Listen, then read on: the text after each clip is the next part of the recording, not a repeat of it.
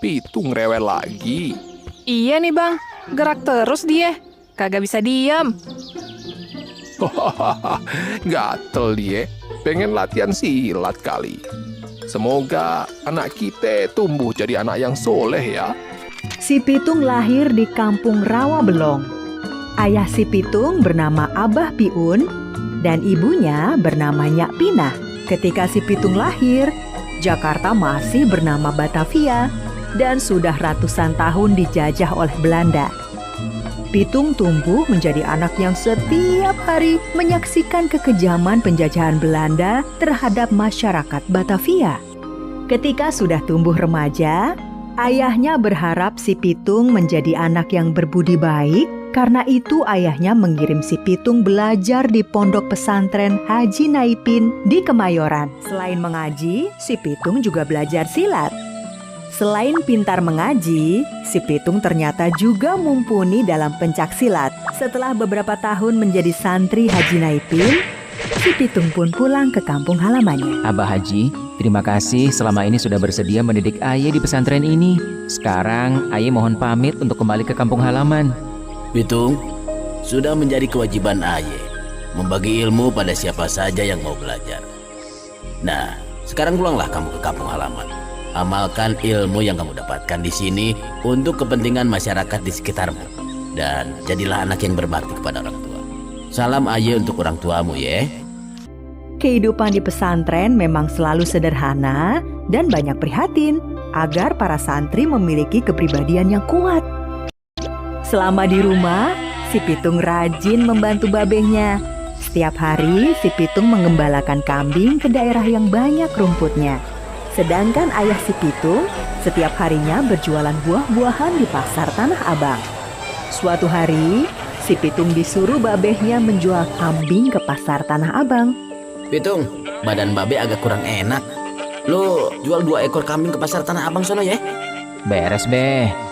Tapi ingat, lo jual harganya jangan terlalu murah ya. Tentu saja, Be. Setelah menjual 2 ekor kambingnya di pasar Tanah Abang, si Pitung segera pulang dan memasukkan uangnya di kantong celana. Namun dalam perjalanan pulang, si Pitung dicegat oleh 3 orang preman. Hei, siapa namanya lo? Nama Aye Pitung, Bang. Rumah lu di mana? Di Rawabelong, Bang. Ya udah, pulang sono. Tanpa disadari si Pitung, uangnya hasil menjual 2 ekor kambing telah diambil oleh salah satu komplotan preman tersebut. Sesampainya di rumah, babeh si Pitung sudah menunggu. Assalamualaikum. Waalaikumsalam. Lo Tung, gimana hasil jual kambingnya? Dapat harga bagus kan? Beres, Be. Ini duitnya. Si Pitung tiba-tiba bingung uangnya tidak ada. Lu kenapa jadi bingung begitu? Waduh, Be. Kayaknya Aye kecopetan. Ntar Aye cari dulu pencopetnya. Si Pitung pun menemukan para pencopet masih ada di tempat semula. Hei kalian, lebih baik kalian kembalikan duit gue.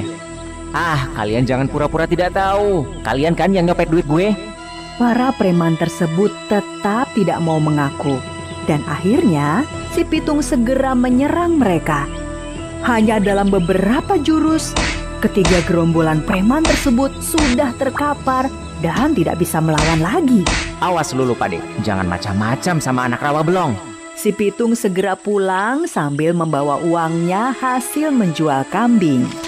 Besoknya, ketika sedang menggembala kambingnya, si Pitung tiba-tiba didatangi oleh 3 orang preman yang mencopetnya kemari. Mau apa kalian kemari? Kita mau minta maaf bang, yang soal kemarin. Nama lu siapa? Nama Aye Rais bang. Aye Jiih bang. Aye Jepul bang. Jadi gini bang, kita nih mau ngajakin abang kerjasama. Kerjasama bagaimana? Iya, Bang Pitung gabung sama kita. Terus kita nyopet aja di pasar-pasar. Masya Allah, keterlaluan memang kalian ini. Kalian ini masih muda, badan kuat, malah jadi copet.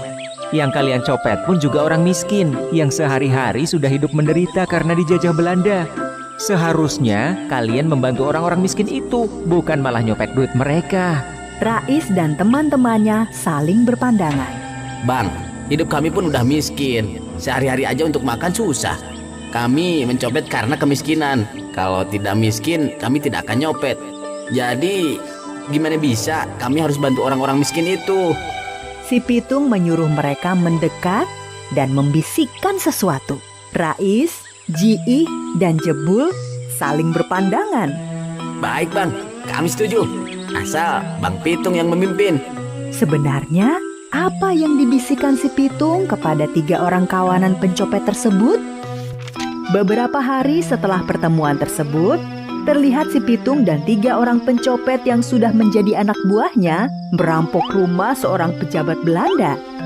Si Pitung dan teman-temannya mengambil harta benda pejabat Belanda itu. Si Pitung dan teman-temannya ternyata tidak menikmati hasil rampokan tersebut. Mereka justru membagikan harta rampokan tersebut kepada rakyat miskin. Selama berbulan-bulan, si Pitung dan teman-temannya merampok pejabat Belanda maupun orang-orang pribumi yang menjadi antek Belanda. Akibatnya, si Pitung dan teman-temannya menjadi buronan tentara Belanda. Setiap hari, ratusan tentara Belanda melakukan patroli di Batavia untuk memburu si Pitung dan teman-temannya. Si Pitung dan teman-temannya mulai terlacak oleh tentara Belanda. Suatu hari, tentara Belanda berhasil menemukan persembunyian Jebul. Tentara Belanda langsung menembaknya. Jebul pun tewas seketika. Giliran Jiih yang kepergok tentara Belanda. Jiih pun tewas oleh tembakan tentara Belanda. Rais akhirnya juga tewas di tangan tentara Belanda. Si Pitung pun akhirnya ditemukan oleh tentara Belanda. Tidak menunggu lama, terdengar tembakan. Namun si Pitung ternyata memiliki ilmu kebal. Tidak satupun peluru berhasil menembus tubuh si Pitung. Hei lu, tentara Belanda, bilang sama komandan lu, gue si Pitung, anak Rawa Belong. Kagak takut sama kalian. Bilang sama orang-orang Belanda teman lo itu, selama mereka masih di sini, gue akan terus ngasih pelajaran ke mereka. Kabar tentang si Pitung yang punya ilmu kebal membuat nyali tentara Belanda menjadi ciut. Mereka tidak berani keluar dari markasnya.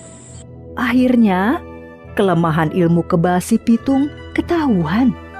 Seseorang yang menjadi antek Belanda membocorkan rahasia tersebut. Tentara Belanda segera menyiapkan senapan berisi peluru emas. Perjuangan si Pitung membela kaumnya dari penjajahan Belanda berakhir sudah. Si Pitung tewas oleh tembakan tentara Belanda yang menggunakan peluru emas. Rampok! Menyerah! Masyarakat Jakarta sampai sekarang tetap mengingat kisah perjuangan si Pitung dan teman-temannya. Setelah meninggal, si Pitung dimakamkan di daerah Rawa Belong, Jakarta Barat. Makam si Pitung masih ada sampai sekarang.